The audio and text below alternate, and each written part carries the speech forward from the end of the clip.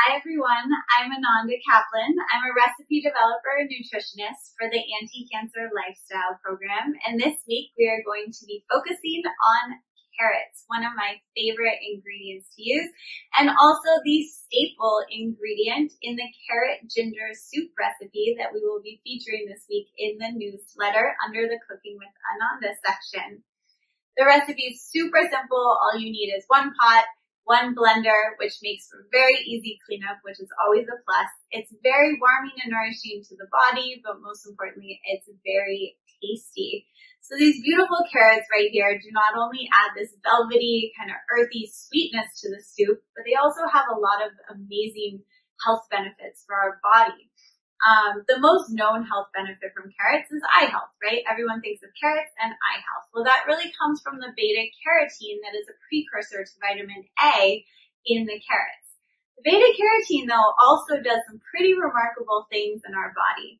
It actually helps our cells protect themselves against viruses that are lurking around because it's a very powerful antioxidant that can also reduce the oxidative stress in our body by kind of neutralizing the free radicals. This is why consuming orange foods has really been linked to reducing our risk of developing certain cancers, which is pretty amazing.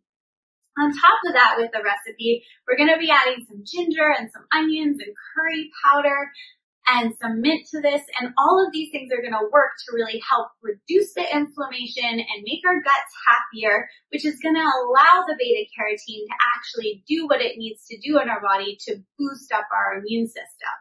But on top of that, we're going to add in some coconut milk and some coconut oil, and the fat in the coconut is actually going to help our bodies absorb the beta carotene. So all of these ingredients are really working together to provide our body and our immune system the support it needs to kind of get through these times right now.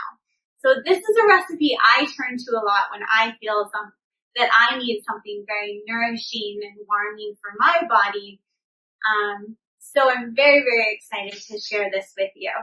So all of that being said, please make sure to check out the recipe this week and let us know what you think.